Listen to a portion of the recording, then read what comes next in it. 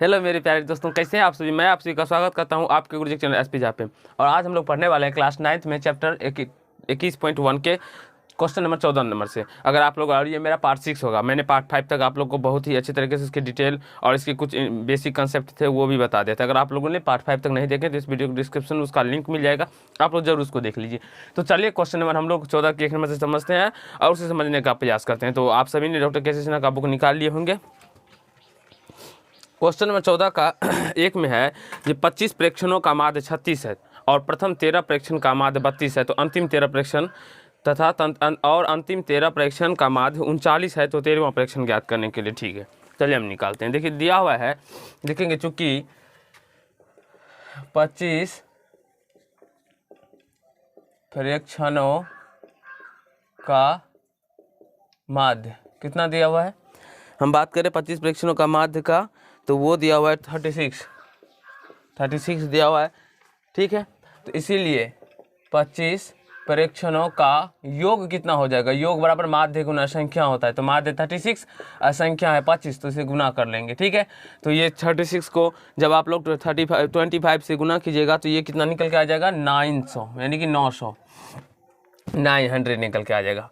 फिर लिखेंगे चूँकि फिर 13 प्रथम 13 प्रेक्षणों का माध्य, प्रथम 13 प्रेक्षणों का माध्य, प्रथम 13 प्रेक्षणों का माध्य कितना दिया हुआ है 32 दिया हुआ है। इसीलिए प्रथम 13 प्रेक्षणों का योग बराबर क्या होता है माध्य गुना संख्या। माध्य 32, संख्या है 13, तो 13 26 के 6 हासिल 2 13 40 40 41 यानी 416। फिर लिखेंगे चूँकि तथा अंतिम प्रेक्षणों का माध्य, चूँकि अंतिम 13 प्रेक्षणों का माध्य,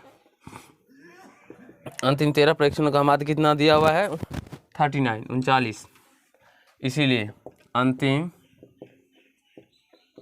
13वां प्रेक्षणों का योग क्या कर लेंगे हम लोग, गुना कर देंगे। 39 गुना 13, तो ये कितना आ जाएगा। तो जब आप लोग 39 को 13 से गुना करिएगा तो आपको 5 से 7 निकल के आ जाएगा, 507 यानी कि 507। अब क्या करेंगे हम लोग, देखिए 1 से 25 तक हमारा टोटल संख्या है। टोटल संख्या कितनी है 1 से 25 तक, 5 तक। एक सेकेंड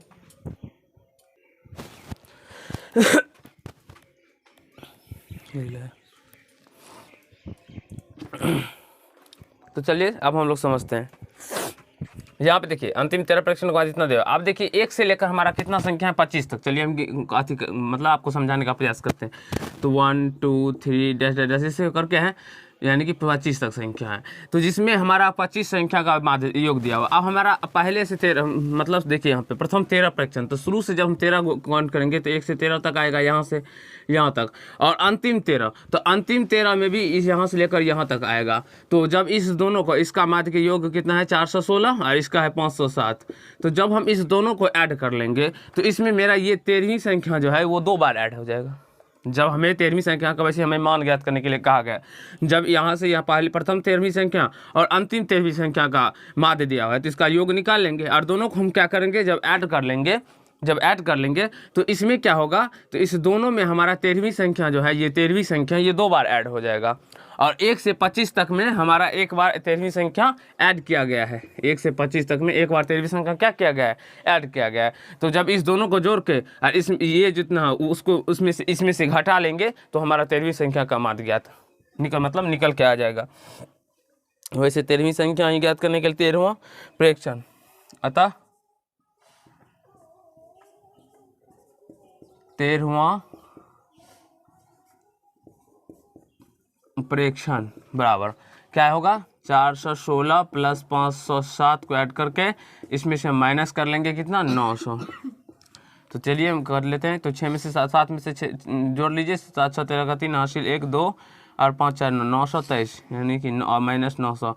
तो 923 में से 900 जाएगा तो 23 यानी कि 23 आ जाएगा। और यही हमारा 13वीं परीक्षण का मान हो गया। चलिए हम इसको एक दूसरा मेथड से भी आप लोगों को बनाने के लिए सिखाते हैं, समझाते हैं। देखिए अच्छा तरीका है, उसे भी आप लोग फॉलो कीजिएगा। सबसे पहले आपको क्या करना है, इसी का दूसरा मेथड है, सेकेंड मेथड, ठीक है।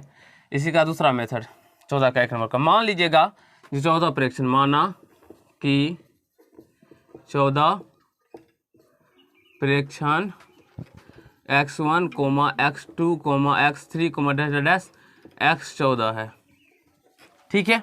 ये मान लेने के बाद प्रश्न, अब देखिए प्रश्न क्या कहा, प्रश्न से क्या कहा रहा है, जो 25 प्रेक्षणों का माध्य कितने, देखिए जितना प्रेक्षण है 25 प्रेक्षण है, सॉरी 14 प्रेक्षण है, 25 प्रेक्षण डैश 25, 25 प्रेक्षण है, ठीक है। तो इसका माध्य दिया हुआ है, तो 25, तो x1 प्लस यहाँ पे 25 करना पड़ेगा, x1 plus x2 plus dash x5 25, अब बटे 25 प्रेक्षणों का योग बटे प्रेक्षणों की संख्या बराबर माध्य, माध्य कितना दिया हुआ है 36, ठीक।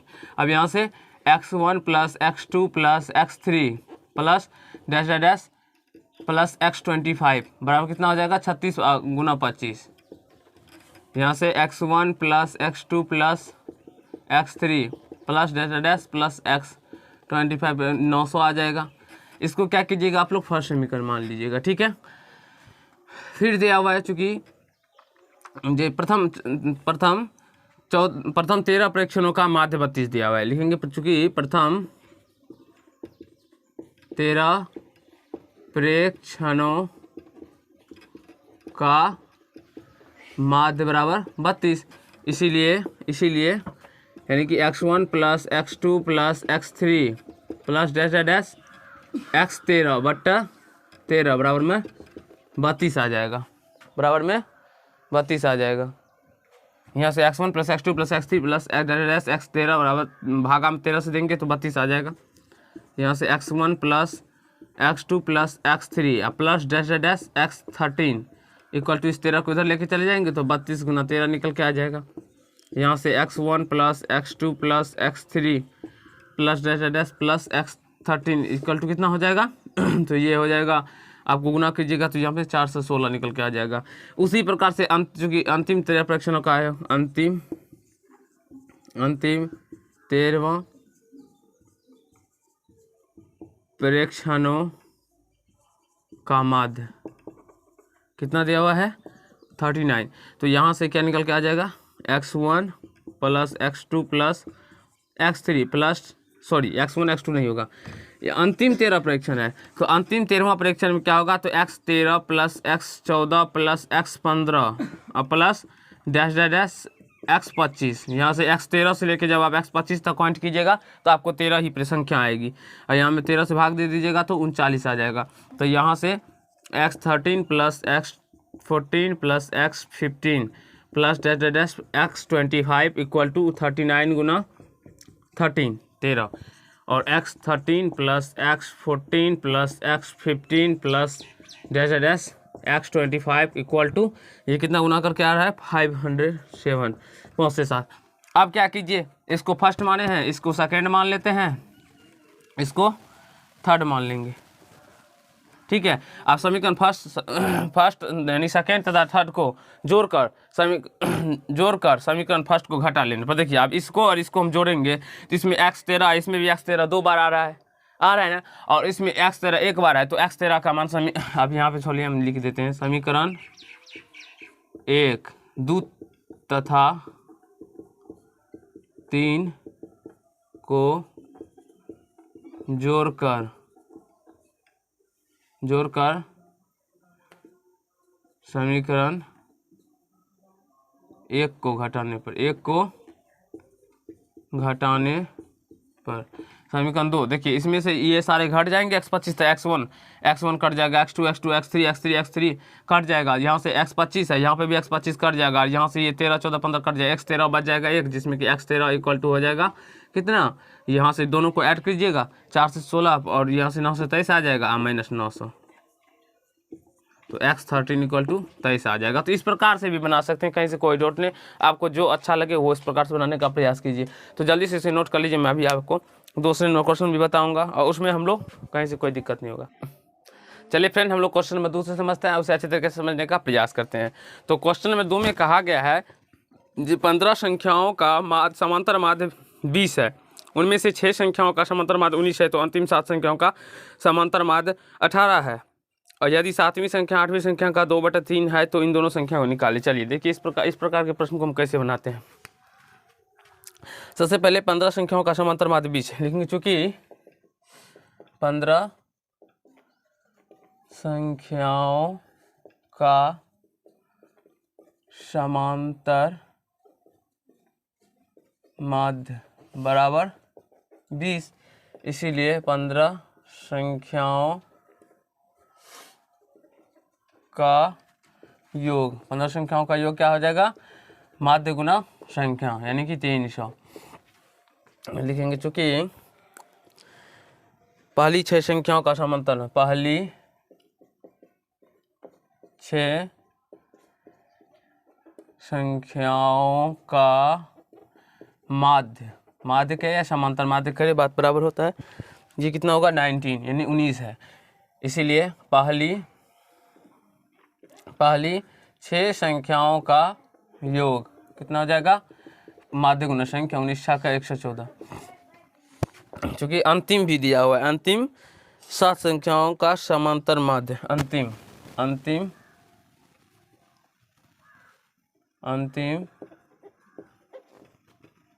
7 संख्याओं का माध्य, अंतिम 7 संख्याओं का माध्य कितना दिया हुआ है, 18 दिया हुआ है।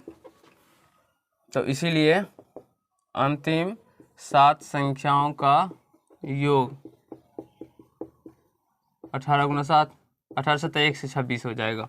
अब देखिए आपको अच्छे तरीके से यहाँ पे समझना होगा, यहाँ पे 15 संख्या, यहाँ पे क्या है, तो पहली 6 संख्या और अंतिम 7 संख्या, तो टोटल 15 संख्या है। देखिए तो 1 2 3 4 5 6 7 8 9 10 11 12 13 14 15 संख्या, तो पहली 6 संख्या में ये संख्या आ जाएंगे और अंतिम से 7 संख्या, तो चलिए 1 2 3 4 5 6 7 अंतिम में ये आ जाएंगे।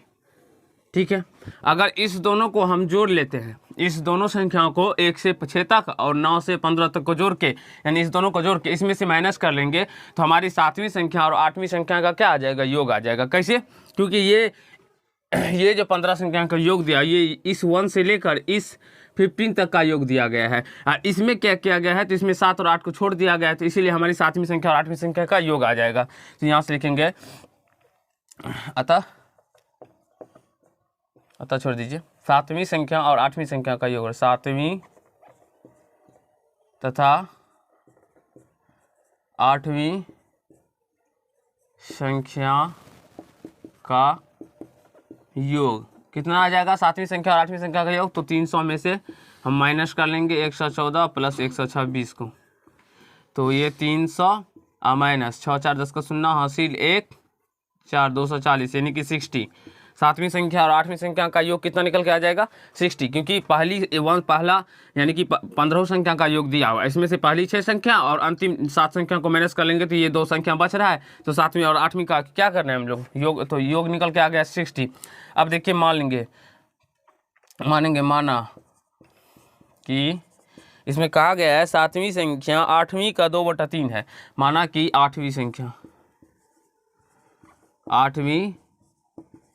x है, तो 7वीं संख्या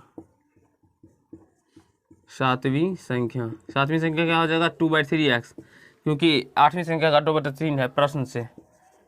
अब लिखेंगे, अब देखिए 7वीं संख्या 8वीं संख्या का कितना है 2/3x है। अब देखिए दोनों का योग दिया हुआ है 60, तो हम x प्लस 2/3x को जोड़ लेंगे तो ये 60 के बराबर आ जाएगा, क्योंकि यहाँ पे 60 8वीं संख्या ये है और 7वीं संख्या ये है, तो यहाँ से बेसिकली हमें निकल के आ जाएगा क्या, 3 LCM आ जाएगा, तो यहाँ से ये 3x प्लस ये 2x को गुना हो जाएगा, 2x बराबर 60, यहाँ से 5x बराबर 60 गुना 3, तो यहाँ से 5x इक्वल टू क्या आ जाएगा 180, और x बराबर क्या हो जाएगा 180/5, तो यहाँ से 5 से चला जाएगा, x कितना 5 या 15, 3 0 5 31 यानी 36 आ जाएगा। यानी कि 8वीं संख्या कितने निकल के आ गया, तो 36। इन दोनों संख्याओं को निकाले तो अतः अब यहाँ से देखिए, अतः 7वीं संख्या, 7वीं यानी अब चलिए ऐसे नहीं, 7वीं संख्या कितना निकल के आ गया, देखिए तो दोनों को जोड़ के 36 था, 60 था। 8वीं संख्या कितना आया 36, तो 36 इसमें से घटा लेंगे, तो 60 में से 36 घटाएंगे तो कितना निकल के आ जाएगा 24। 8वीं संख्या कितना निकल के आ जाएगा 36। 8वीं संख्या को x माने थे, x का मान था 36। तो इस प्रकार से आप लोग बना सकते हैं, या दूसरा मेथड भी है x1 फ्रैक्शन को मानकर, तो उस प्रकार से भी। तो जल्दी से आप लोग नोट कर लीजिए, जल्दी से आप लोग इसका नोट कर लीजिए या स्क्रीनशॉट ले लीजिए। तो आशा करता हूँ आप लोग नोट कर लिए होंगे। दोस्त आज के पार्ट में हम लोग इतना ही करेंगे, क्योंकि ये चैप्टर वीडियो बहुत बड़ा होने जा रहा है, इसलिए छोटा छोटा ही वीडियो बना के हम लोग एक ही दो प्रश्न को समझने का प्रयास करेंगे। और ये प्रश्न भी थोड़ा बड़ा है, तो इसको आप लोग अच्छे तरीके से रिवाइज कर लीजिए, प्रैक्टिस कर लीजिए, जिससे आपके कंसेप्ट भी क्लियर हो जाए और इस प्रकार के प्रश्न आपको एग्जाम में आए तो आप लोग सिंपली बना लीजिए। तो अगर आप लोग को ये पार्ट अच्छा लगा तो वीडियो को लाइक कीजिएगा, कमेंट कीजिएगा, शेयर कीजिएगा, और चैनल अपने हो तो चैनल को सब्सक्राइब करके बेल आइकन को प्रेस कर लीजिएगा, जिससे मेरे हर एक वीडियो का नोटिफिकेशन आप तक पहुँचता है। तो धन्यवाद, आज के पार्ट में इतना ही।